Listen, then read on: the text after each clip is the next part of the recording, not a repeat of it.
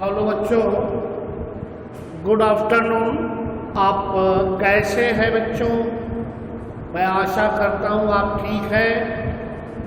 आज कक्षा 9 के छात्र छात्राओं को रसायन विज्ञान में परमाणु तथा अणु नामक अध्याय में आपको यौगिक सूत्र का निर्माण पढ़ाना है। मैं आपको लिख दूं, आज का हेडिंग है यौगिक सूत्र का निर्माण, जिसको आप लोग कहते हैं फॉर्मेशन ऑफ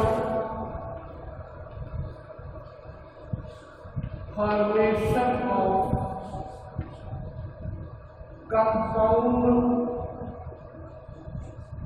फार्मूला। आपको पढ़ना है फॉर्मेशन ऑफ कंपाउंड फार्मूला। इतना मैं स्पष्ट कर दूं आपको बच्चों, यदि आप मुझसे पूछना चाहते हैं कि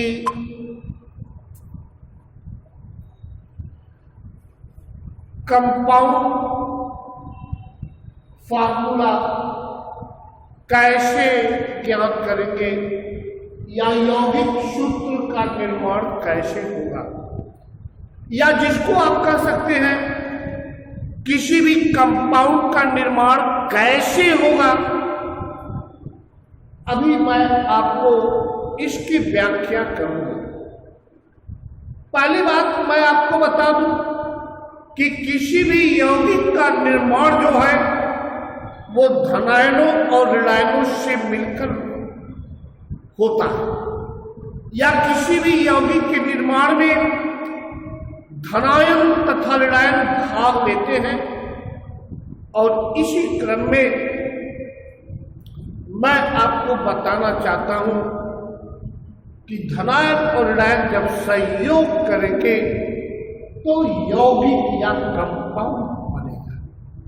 सिंपल सी बात है या सीधी सी बात है कि कंपाउंड फार्मूला कैसे आपका बनेगा। जैसे एक सिंपल एग्जांपल मैं आपके सामने लिख रहा हूं, हाइड्रोजन क्लोराइड। हाइड्रोजन क्लोराइड, या जिसको आप लोग ये कर लीजिए हाइड्रोजन क्लोराइड। आपको इसका इस यौगिक का या इस हाइड्रोजन क्लोराइड का सूत्र लिखना है। मैं आपको बताना चाहता हूं कि हाइड्रोजन क्लोराइड मीन सीधी सी बात है, इससे एक्स्ट्रा मैं कुछ नहीं कर सकता। यहां पर पहले आप किसी भी यौगिक का सूत्र आपको ज्ञात करना है, लिखना है, तो आप उसमें सबसे पहले धनायन और ऋणायन को पहचानिए और उसका प्रतीक आपको मैं बताना चाहता हूं। हाइड्रोजन क्लोराइड में धनायन हाइड्रोजन आयन है और ऋणायन क्लोराइड आयन है। आप सभी लोग जानते हैं कि हाइड्रोजन धनायन का सिंबल H+1 और क्लोराइड आयन का जो सिंबल है जिसको आप लोग लिखते हैं Cl-1। इसी क्रम में अगला नियम, अब ये चार्ज इंटर कन्वर्जन हो जाएगा या ट्रांसफर हो जाएगा +1 Cl के पास -1 Cl के पास। इसका मतलब ये चार्ज यहाँ पे और ये चार्ज यहाँ पे, तो दैट रेशियो आपको मिल जाएगा H+1 Cl+1। अब इसके बाद आपको अगला नियम, आप जानते भी हैं इस बात को कि जब किसी यौगिक का निर्माण होता है तो उस कंडीशन में धनायन और ऋणायन को हम नहीं लिखते हैं, मीन्स यहां से ऋणायन यहां से धनायन को हम नहीं लिखेंगे और एक एक सेम नंबर, अगर यहाँ कटने वाले अंक है तो या कटने वाली संख्या तो कट जाएगी, एक एक डिडक्ट हो जाएगा और आपको फॉर्मूला क्या मिला? बच्चों ध्यान से सुन लीजिए, मैंने आपको यौगिक के सूत्र के निर्माण में बताया कि प्रत्येक यौगिक धनायन और ऋणायन से मिलकर बने होते हैं। नियम नंबर 1, सर्वप्रथम धनायन और ऋणायन को लिख देते हैं। नियम नंबर 2, इन धनायनों ऋणायनों के आवेश को आप क्या करेंगे? इंटर कन्वर्जन या एक स्थान से दूसरे स्थान पर आप उसको स्थानांतरित कर देंगे, धन वाला ऋण के पास, ऋण वाला धन के पास। इसी क्रम में धन ऋण को हम परासित नहीं करते हैं और कटने वाली संख्या है तो उसको काट देते हैं, एक को रिप्रेजेंट नहीं करते हैं क्योंकि आप जानते हैं अगर क लिखा है तो उसको आप एक क पढ़ सकते हैं। तो हाइड्रोजन क्लोराइड का फार्मूला क्या हो गया? हाइड्रोजन क्लोराइड का जो फार्मूला हुआ वो आपका HCl। इसी क्रम में बच्चों आपको मैं दूसरा फार्मूला बताने जा रहा हूं। दूसरा फार्मूला अगर आपको ये मान लीजिए कोई दूसरा एग्जाम्पल मैं बताने जा रहा हूं, आपसे कोई कह दे सोडियम सल्फेट का सूत्र ज्ञात कीजिए। मैंने आपके सामने लिख दिया सोडियम सल्फेट और इसी क्रम में मैं आपको बताना चाहता हूं सोडियम सल्फेट में धनायन सोडियम आयन है और ऋणायन सल्फेट आयन है।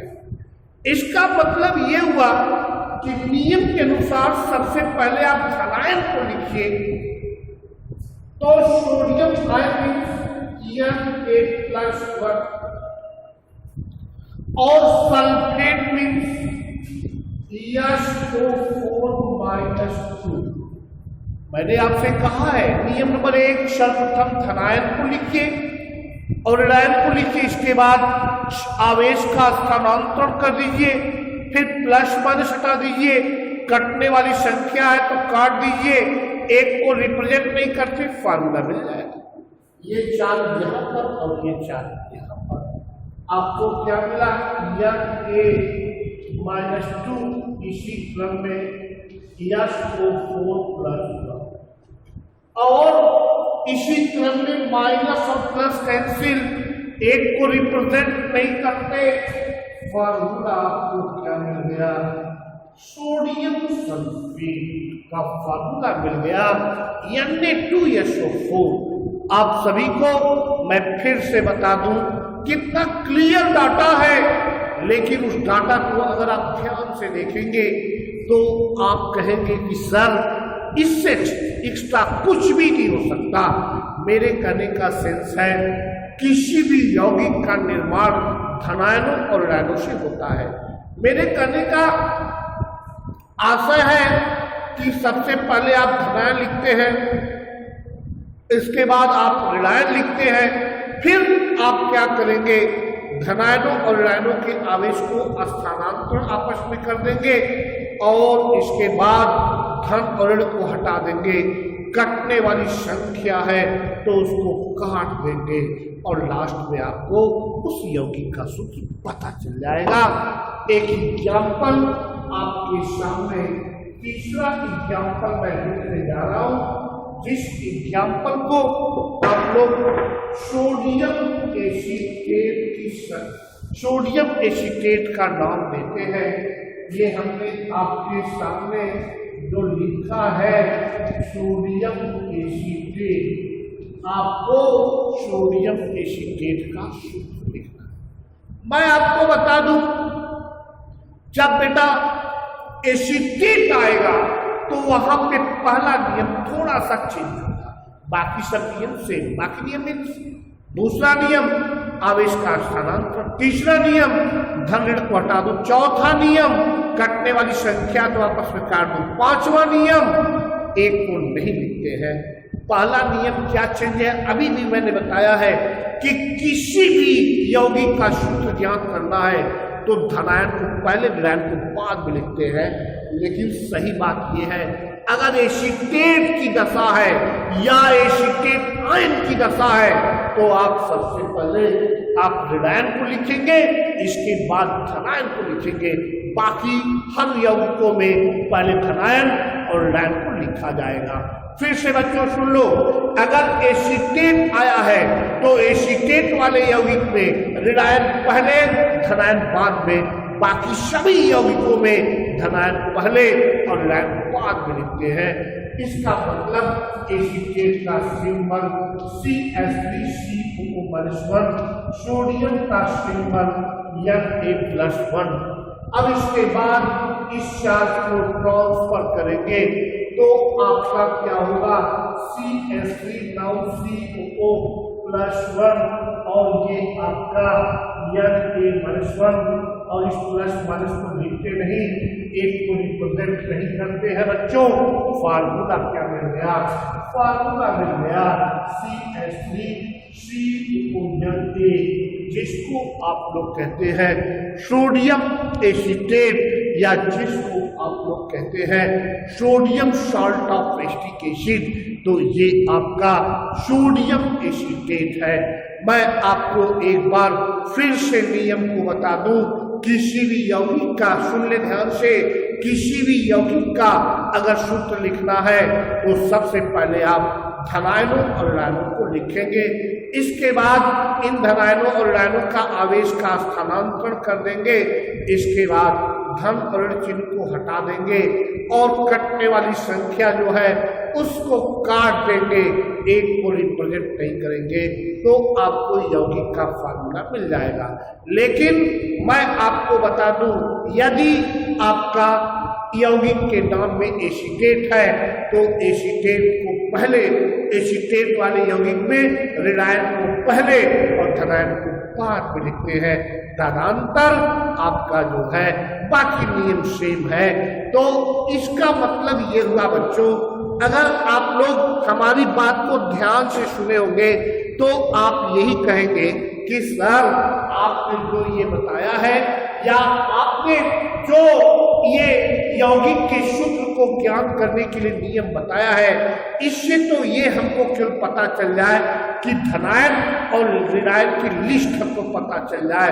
तो मैं आपको उसको पीडीएफ में दे दिया हूँ, जैसे sodium ion, potassium ion, rubidium ion, एक तरफ आयन का नाम, एक तरफ आपका जो है उसका सिंबल, एक तरफ धनायनों का नाम, एक तरफ उसका प्रतीक, एक तरफ ऋणायनों का नाम, एक तरफ उसका प्रतीक। आप उसको एक बार पढ़ लें और जो मैंने नियम बताया उस नियम का कंप्लायंस कर लें और आपको यौगिक का सूत्र पता चल जाएगा। लेकिन आप ध्यान से देखें, फिर मैं एक बार नियम को रिवीजन कर रहा हूँ। वो नियम का रिवीजन क्या है बच्चों, वो रिवीजन ये है कि पहले धनायन को, यौगिक में उपस्थित धनायन को, इसके बाद ऋणायन को आप लिख दीजिए, फिर इन धनायनों और ऋणायनों के आवेशों को स्थानांतरण कर दीजिए, फिर इसके बाद धन और ऋण को हटा दीजिए और इसके बाद कटने वाली संख्या को काट दीजिए और एक को रिप्रेजेंट नहीं करते हैं। इतना आप अप्लाई कर लेंगे या इन नियमों का पालन कर लेंगे तो आपको यौगिक का सूत्र प्राप्त हो जाएगा। धन्यवाद बच्चों।